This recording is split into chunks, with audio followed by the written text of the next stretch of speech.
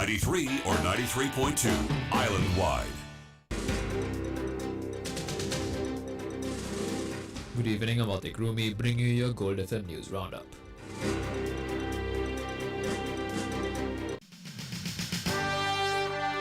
The top story on Gold FM. A ground invasion of Iran might be necessary to capture the nuclear power plants in the country. Further, Trump cannot declare war victory when the Strait of Hormuz is closed. These thoughts were shared by Ambassador John Bolton while speaking to Chamath Fernando during an exclusive interview at the Exchange of Hero News. Bolton, who served as the National Security Advisor of the first Trump administration between 2018 and 2019, said that the uranium enriched in Iranian nuclear power plants should not fall into the hands of terrorists.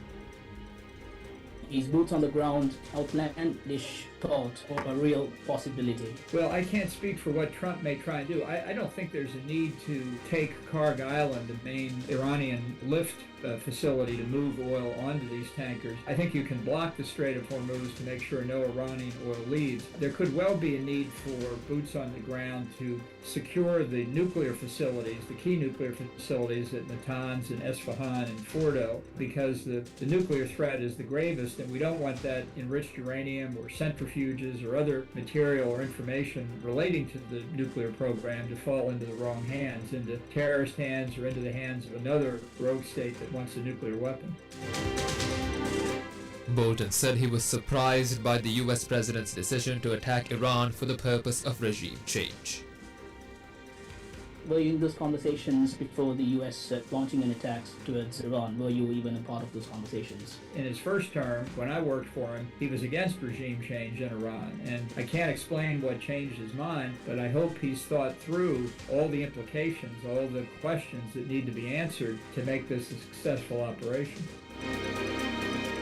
When quizzed on a ceasefire deal between Iran and the US, this is what he had to say.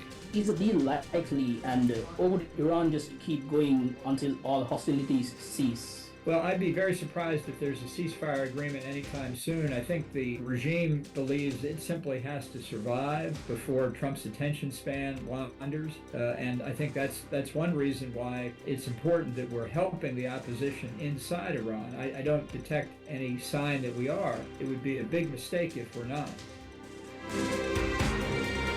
As far as an exit strategy is concerned, Ambassador Bolton believes that the Strait of Hormuz needs to be opened.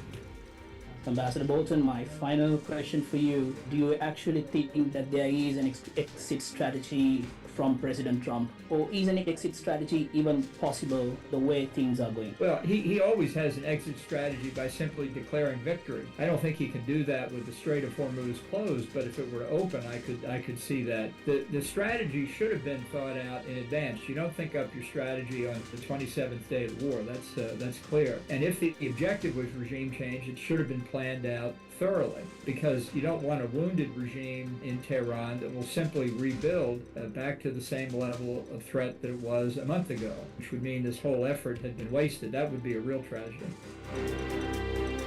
The full interview with Ambassador Bolton is available in our Hero News International page and Hero News English Facebook page.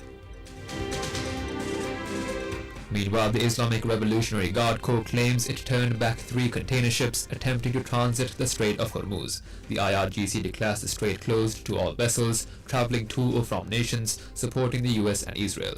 Despite this, President Donald Trump told a White House cabinet meeting that Iran permitted 10 oil tankers to pass through the waterway earlier this week. Reports also indicate that the US president considers the deployment of 10,000 additional ground troops to the region.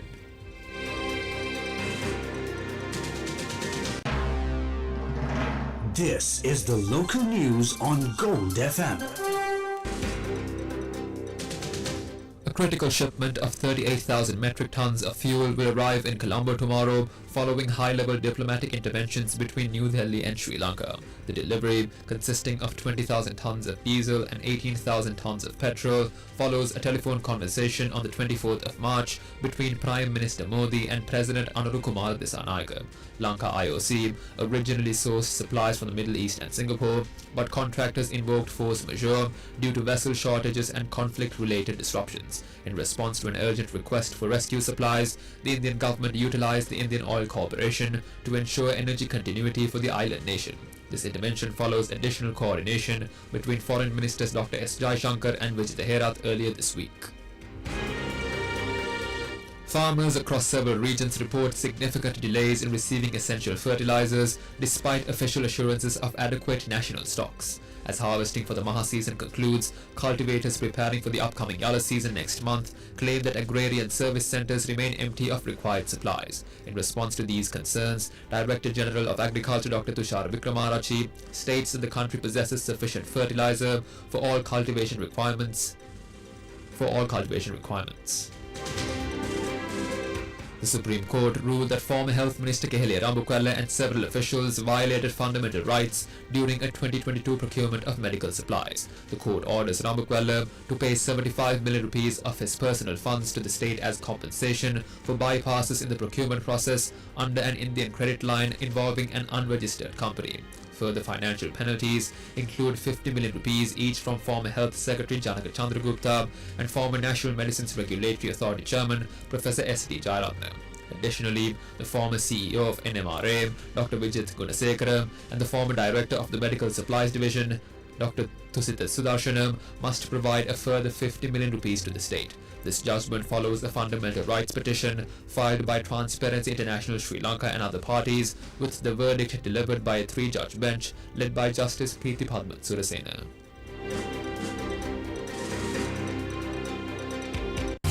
Now for some news in brief.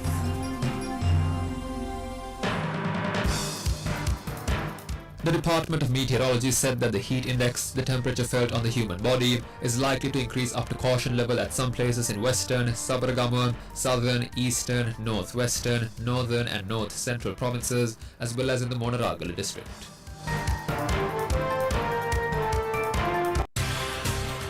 The business news on Gold FM.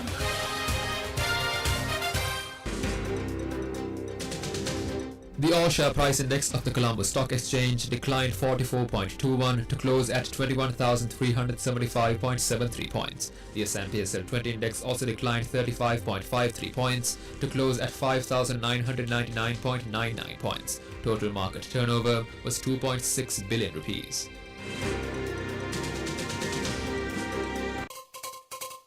International news on Gold FM. Balendra Shah, a 35-year-old rapper turned politician, was sworn in as Nepal's Prime Minister today, becoming the country's youngest premier in decades and the first Madesi to lead the Himalayan nation. His 3-year-old Rashtriya Swatantra Party won 182 seats in the 275-member parliament in the 5th of March election, the first vote following deadly anti-corruption Gen Z protests last September.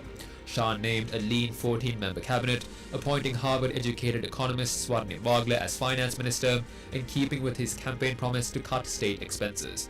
Both India and China congratulated Shah, with Indian Prime Minister Narendra Modi expressing hope to take a bilateral friendship to even greater heights. Entertainment news on Gold FM. Alexander Kluge, the visionary filmmaker who spearheaded the 1960s New German cinema movement, passed away at the age of 94.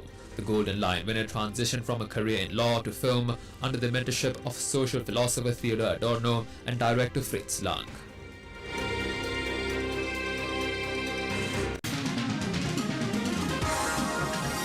Sports news on Gold FM. The Schools Rugby Knockouts 2026 reaches its semi-final stage this weekend, with two highly anticipated clashes set to determine the finalists. Trinity College Kandy take on Wesley College Colombo tomorrow, while Sunday's match pits Royal College Colombo against defending champions Isipathana College Colombo in what promises to be a thrilling conclusion to the knockout rounds.